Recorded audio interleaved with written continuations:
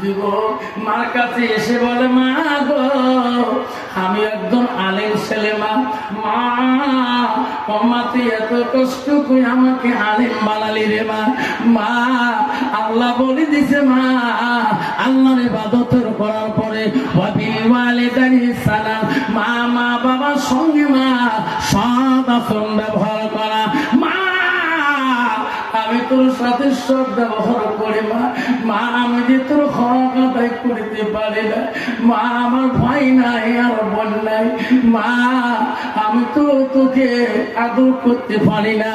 আব্বা গেছে মারা, মা আলেম বানালি রে মা, আমি কেমন করি তোর হক আদায় করো, আমি মদিনায় চলে যাই রে মা। মা বলছে, বেটা মদিনায় কেন যাবা আমাকে বল। মা আমি এলেম প্রচার করতে যাই, কেমন করি বাবা। মা মদিনায় গেলে বহুত হাজির আসে মা, কোন হাজির বহুত হাজির এলেম নাই, এমনি হজ করতে যায় মা। হাজিরা উঠ জবাই করা দোয়া জানে না, দুম্বা জবাই করা দোয়া জানে না। মা তুমি আমাকে আলেম বলেছো মা, আমি মদিনায় যে হাজিদের হজের আমি উঠ কুরবানি করি দেবো, দোয়া পড়ি পড়ে মা, দুম্বা কুরবানি করে দেব মা। হাজিরা যা আমার নজর না হাদিয়া তওবা দেবে মা, আমি তাই আলিমা তোমার হক আদায় করবো। জয়গুন সুবহানাল্লাহ। মা বলছি, না বাবা তুই আমার একটা ছেলে, আমার কাছ থেকে দূরে গেলে আমি বড় কষ্ট পাবো বাবা। বাবা তুই মদিনায় গেলে মদিনার মায়ায় তুমি আমাকে ভুলি যাবে। ছেলে বলছে, না মা, মানে কথা দিলাম মা, আমি তোর একটা সন্তান মা, আমি কথা দিলাম কোনদিন আমি তো ঠগাবো না মা। তুই কত আশা করি তুমি আমাকে আলেম বানাইছো মা, আমি যদি এলেম প্রচার করিতে না পারি আমার রাসূল বললো এলেম শিখে অপর কাছে তুমি প্রচার করো। এই এলেম তো অপরকে শিক্ষা দিলে আমার বাবা মা সেই এলেমের সওয়াবটা কবরে পাবে। জোরে কোন সুবহানাল্লাহ। মা আমাকে খুশি মনে আপনি মদিনায় যেতে দেন।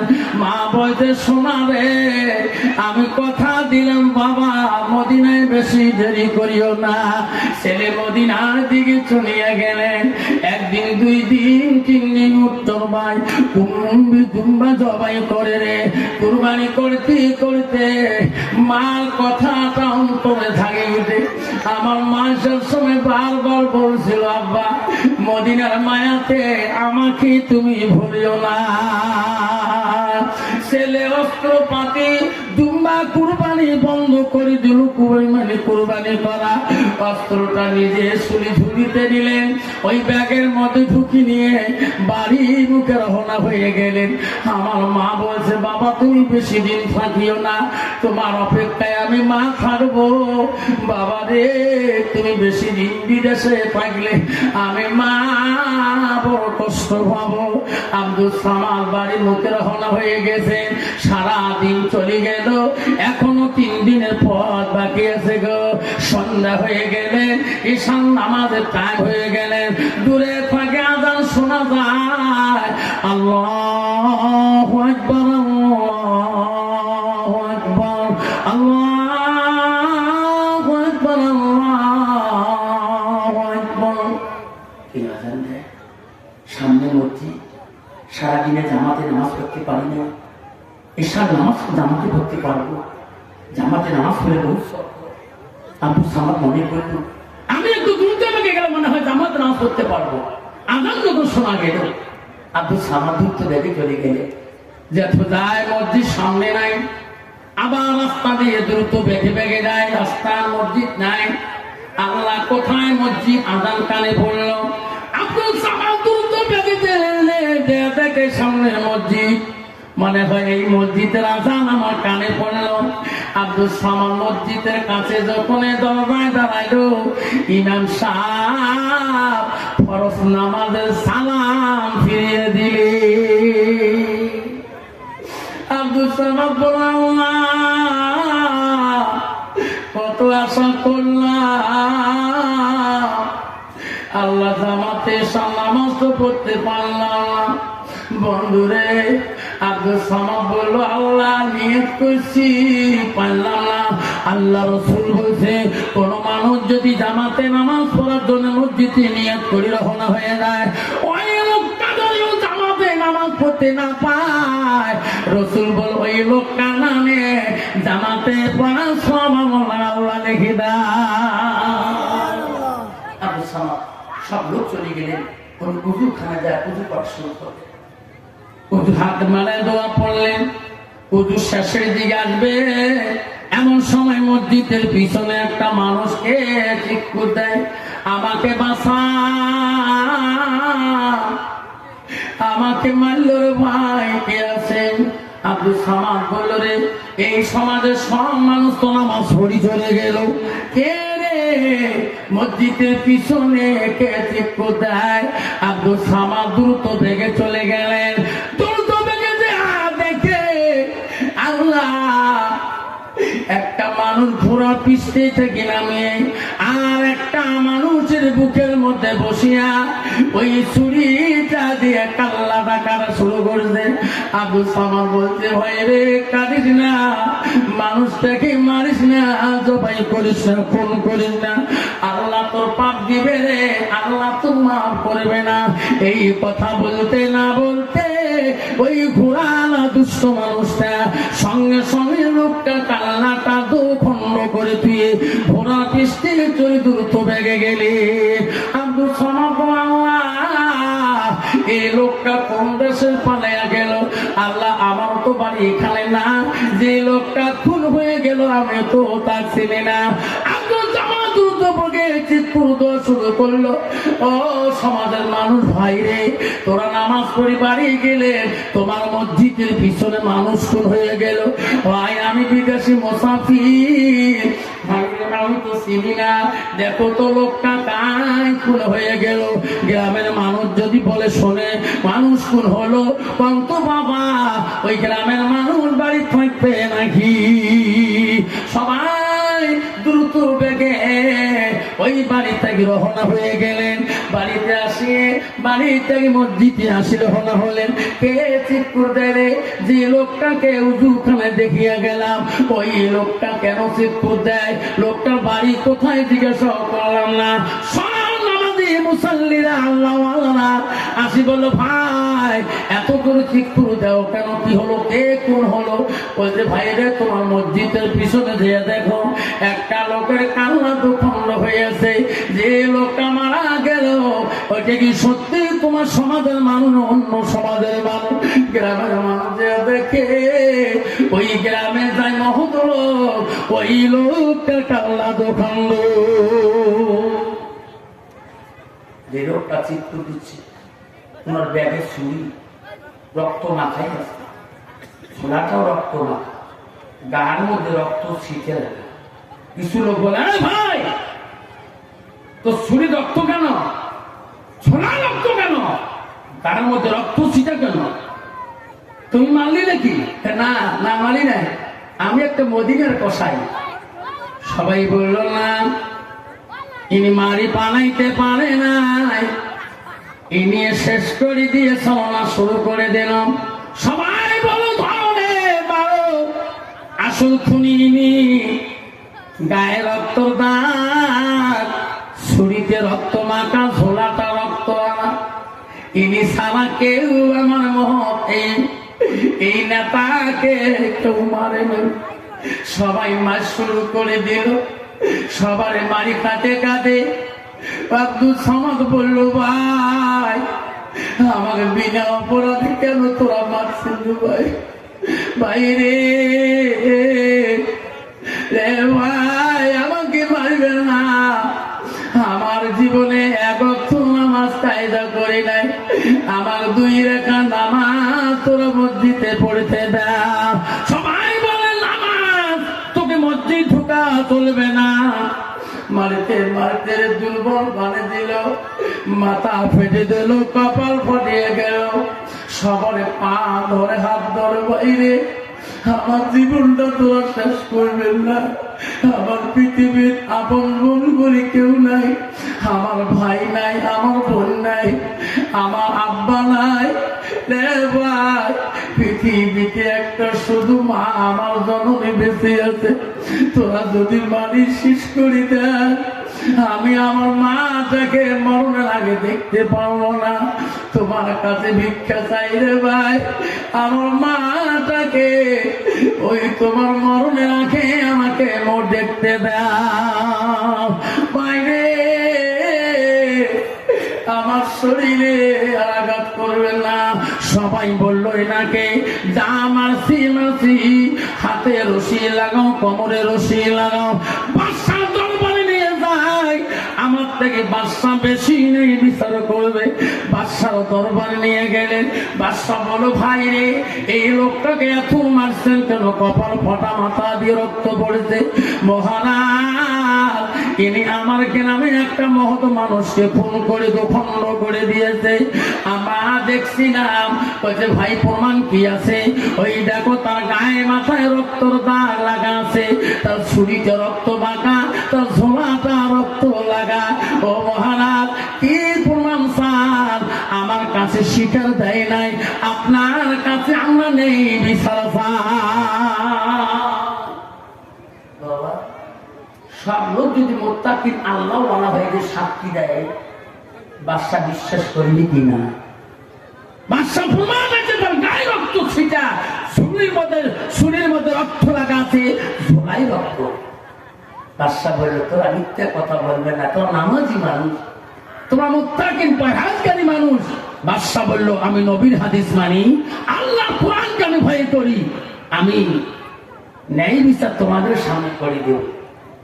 আল্লাহ রাসূল হাদিস বলেছেন কাল কিয়ামতের ময়দানে আল্লাহ 7 শ্রেণীর মানুষকে আল্লাহ আরশের নিচেই রাখবে। 1 নম্বর হলো ন্যায় বিচার বাদশা। বলতো বাবা, বর্তমান সমাজে কি ন্যায় বিচার আছে? বর্তমান সমাজে ন্যায় বিচার নাই। বর্তমান সমাজ হয়েছে টাকা যদি বিচার সেদি, মস্তান যদি ফয়সালা সেদি, আর পার্টি যদি জয় সেদি। ঠিক না বিঠি? হ্যাঁ জনগণ, ঠিক না বিঠে? বাদশা বলছে না, আমি নবীর হাদিস জানি। ইনি যখন মানুষকে খুন করে আর মুত্তাকিন পরহেজগার মানুষ সাক্ষী দেয়, তার অস্ত্রপাতি প্রমাণ দেয়, আমি বাদশা বলে দিলাম কঠোর মিল কঠোর, তার কঠোরের বিপরীত হবে তার কঠোর। বাদশা ঈশার নামাজ পড়ে ফয়সালা দিলেন, এই দেশের জনগণ, আমি বাদশা আল্লাহকে ভয় করি, নবীর হাদিস মানি চলি। কালকে ফজরের নামাজ বাদ এনাকে আমি নিজ হাত দিয়ে তাকে দোখণ্ড করে তোমার সামনে ন্যায় বিচার করবো। বাদশা সবাই মেনে নিয়ে খুশি হয়ে গেল। ফজরের নামাজ পড়ি তার কতল করা হয়। দেশের মানুষের নলেজে গেল আমার বাদশা নেই রে, বাদশার কাছে ধনী গরিব না, যাই যেমন কর্ম করবে তেমন ফজরের নামাজের পরে হাজার হাজার মানুষ বাদশার দরবারে রওনা হলেন। চলো চলো ভাই, বাদশার ন্যায় বিচার দেখতে যাই। হাজার হাজার মানুষের সামনে বাদশা ডেকে বলল, মন্ত্রী ওই যুবকটা কোথায় রাখছেন? মহারাজ, ওই খুনি যুবকটা কারাদণ্ডের ভিতরে বন্দি করা আছে। হাতে শিকল লাগা, পায়ে শিকল লাগা, কোমরে শিকল লাগা আছে। এর মন্ত্রী তুমি যাও, কিছুক্ষণ পরে আমি তার কান্নাটা মুন্ড করে দেব। এই মন্ত্রী যাও, সময় নেই আমার, আমি যেটা নাই ঈশার নামাজ পড়ে দিয়েছি। দেশের মানুষ সবাই জানে, দেখো দলে দলে লোক আসতেছে, আমার ন্যায় বিচার করতে হবে। মন্ত্রী রে, ওই দুষ্ট লোকের কাছে যা, ওই নিষ্ঠুর লোকটার কাছে যা, ওনার মরণের আগে, মৃত্যু দণ্ড দেওয়ার আগে উনি কোনো আমাকে বলতে চায় না, কোনো খাইতে চায়। যে আসামি থেকে ফাঁসির মঞ্চে ঝোলা হয়, তার মৃত্যুর আগে তার জন্মে কিছু খাবার দেয়, যেরকম ঠিক না ঠিক? তার মৃত্যুর আগে মাত্র 2 রেখা জন্মের নিঃশ্বাস নামাজটা পড়তে দেয়। বাদশাহ মন্ত্রী বলল, এই যুবক শুনো, কান্দি লাভ হবে না, আমার দেশের বাদশাহ হলো এই বিচার। বাদশাহ কালকে যেটা ইশারাবাদ ফয়সালা দিয়েছে, এটা কোনোদিন পৃথিবীর খণ্ড হতে পারে না। বলো, তোমার মনে কোনো দুঃখ আবেগ আছে নাকি? বলো, তুমি কোন খাইতে চাও না কিছু বলতে? যুবক কেনে কেনে বলো, মহারাজ, আমি কালকে দেখছিলাম এবার সত্যি নেককার। মহারাজ তিনি বড় আল্লাহওয়ালা মন্ত্রী রে, আমার কেউ নাই দুনিয়াতে। মন্ত্রী, আমি কিছু খাইতে চাই না, আমার বাপ থাকলে আসি বাদশার কাছে, হাতে পায়ে ধরি বলতো অভাব নাই, ভাই থাকলে আরজি করতো, বোন থাকলে আসি বলতো পৃথিবীর আপন জনে কেউ নাই, বলতে রে একটা আরজি, আমার আপত্তি কি? আমার তো বাদশা দুকুর করে দিবে, আমি রাজি, আমি খুশি। আমার মৃত্যু দণ্ড দেওয়ার আগে পৃথিবীর একটা হতভাগা মা আছে, মাটা মৃত্যু মানুষ, আমার মাটাকে আমি মৃত্যু হওয়ার আগে একবার দেখতে চাই।